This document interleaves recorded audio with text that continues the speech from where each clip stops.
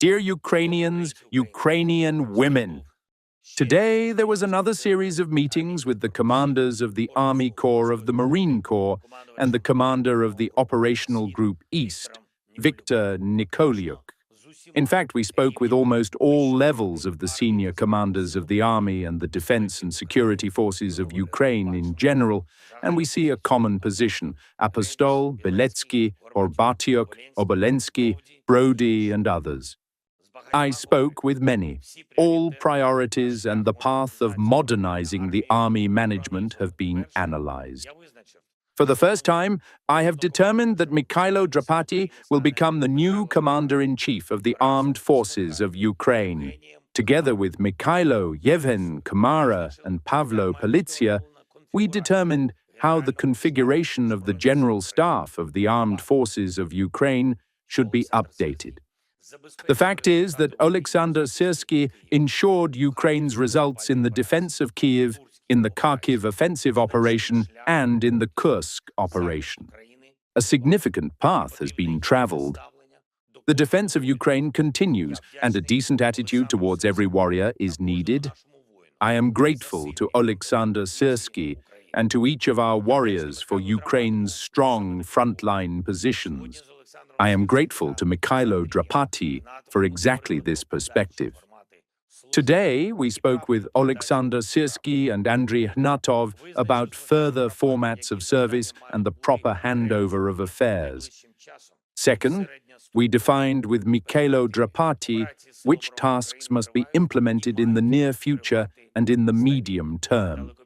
Operations of the defense forces of Ukraine are ongoing and must continue steadily.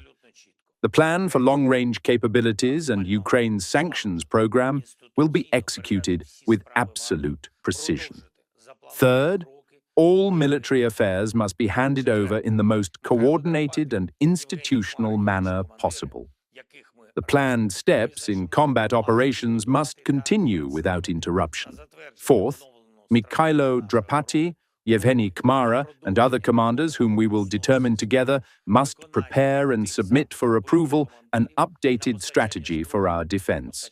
This includes continuing reforms, building a new system to fulfill requests from combat commanders for weapons, drones, and equipment that have been raised both at the Stavka and during our direct communication with commanders.